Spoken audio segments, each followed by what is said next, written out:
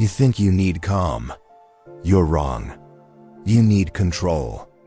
And the difference between those two things will determine whether you master your life or remain a slave to every external trigger that crosses your path.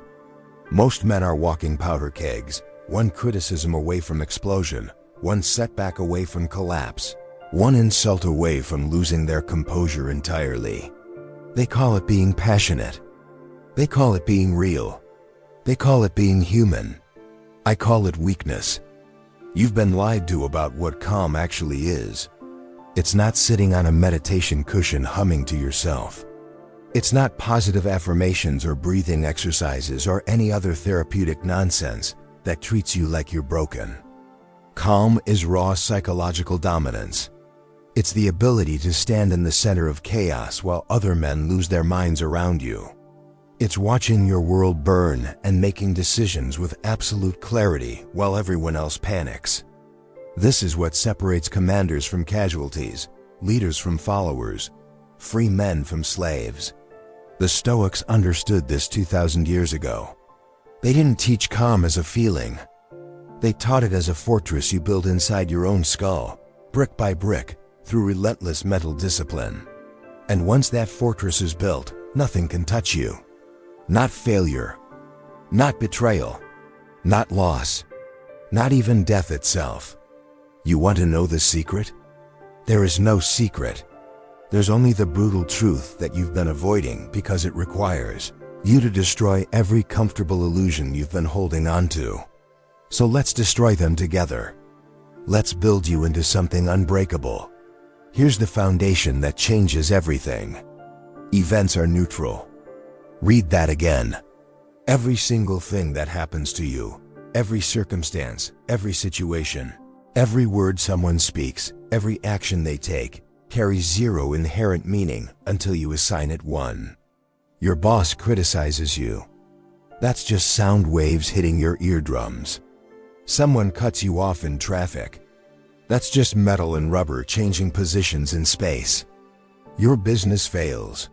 That's just numbers on a screen changing value. You are the one who turns these neutral events into personal attacks, into catastrophes, into reasons to lose your composure. Marcus Aurelius said it perfectly. You have power over your mind, not outside events. And when you realize this, you find strength. The moment you accept that your judgment creates your suffering, not the events themselves, you reclaim total control. But here's where most men fail. They accept this intellectually, but reject it practically.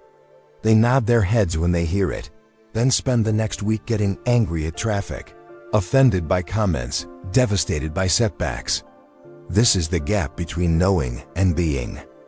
The Stoics demanded Amor Fati, love of fate, not as some mystical spiritual practice, but as radical acceptance of reality exactly as it is. Everything that happens, happens. Your opinion about it is irrelevant to the fact of its occurrence. So you have two choices: waste your energy resisting what already is, or accept it completely and channel every ounce of your power into what you can actually control, which is exclusively your own mind and actions. This isn't optimism. This isn't pessimism. This is realism at its most uncompromising level. The universe doesn't care about your preferences, and the faster you internalize that truth, the faster you become genuinely free. Now we translate philosophy into behavior, because knowledge without application is just intellectual masturbation. Watch how calm men move through the world. They're slow when everyone else is fast. They're silent when everyone else is shouting. They observe when everyone else reacts. This isn't weakness. This is calculated dominance. Silence is the most underrated power move in existence. When someone insults you and you say nothing, you create a vacuum that their mind rushes to fill with doubt and uncertainty about whether their attack even landed. When someone tries to provoke you and you remain expressionless, they lose all leverage because provocation only works when it generates a visible reaction. You become a mirror that reflects their chaos back at them while maintaining perfect internal stillness. This terrifies weak men because they need your reaction to validate their existence. Ego is the enemy of calm, and most men are completely controlled by it. Their ego demands they defend every opinion, correct every misunderstanding, win every argument, have the last word in every exchange. This is exhausting, and it makes you predictable. The moment someone knows what triggers you, they own you. So you kill your ego daily. You practice being wrong without defending yourself. You practice being misunderstood without explaining yourself. You practice being insulted without retaliating. Not because you're passive, but because you're playing a longer game than the fools around you. There's a massive difference between reaction and response. Reaction is automatic, emotional, controlled by external triggers. Response is deliberate, calculated, controlled by internal principles. Animals react. Men respond. Every time you choose response over reaction, you reinforce the neural pathways of self-control. Every time you react, you weaken them. Social dominance belongs to the man who controls his own behavior, not the one who lets circumstances control him. Master your reactions and you master your life. Calm isn't a personality trait you're born with. It's a skill you develop through consistent practice, just like strength or endurance or any other capability worth having. And like any skill, it requires specific training protocols. Start every morning with mental armor. Before you check your phone, before you talk to anyone, before you engage with the world's chaos, you spend 10 minutes reminding yourself of what you control and what you don't. You visualize the worst things that could happen today, and you practice accepting them completely. Someone disrespects you. Business deal falls through. Relationship ends. Car breaks down. You see each scenario clearly, and you train yourself to respond with perfect equanimity. This is Premeditatio Malorum, negative visualization, and it's how you build immunity to external events.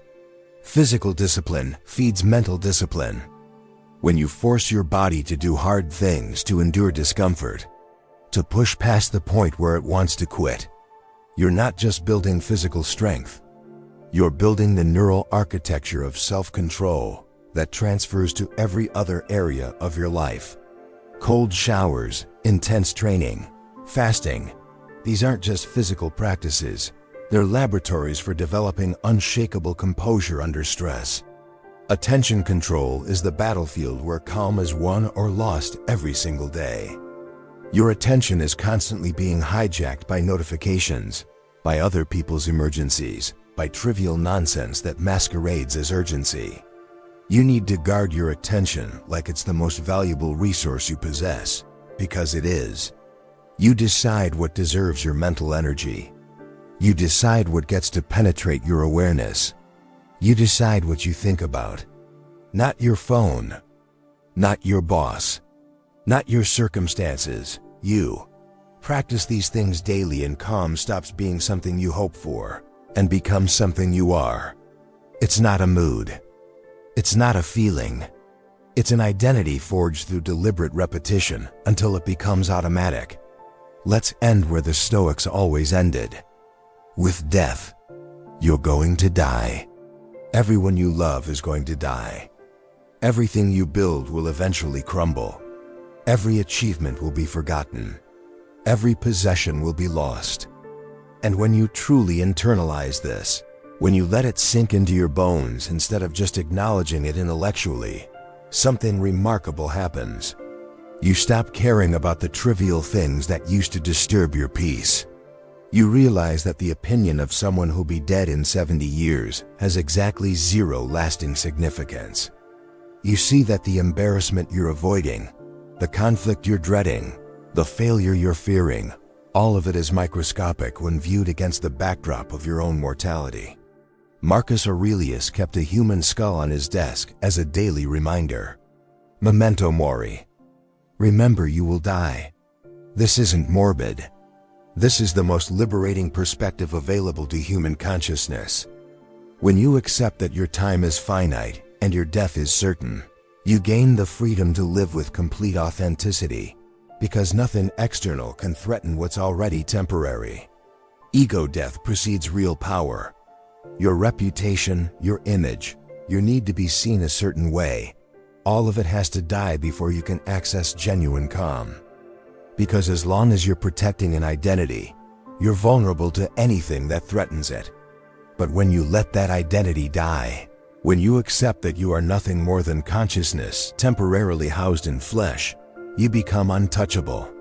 You build your fortress in your mind, not in external validation, not in circumstances, not in other people's perceptions. Here's your final command. Stop reading about Stoicism and start being Stoic. Stop admiring calm in others and start building it in yourself.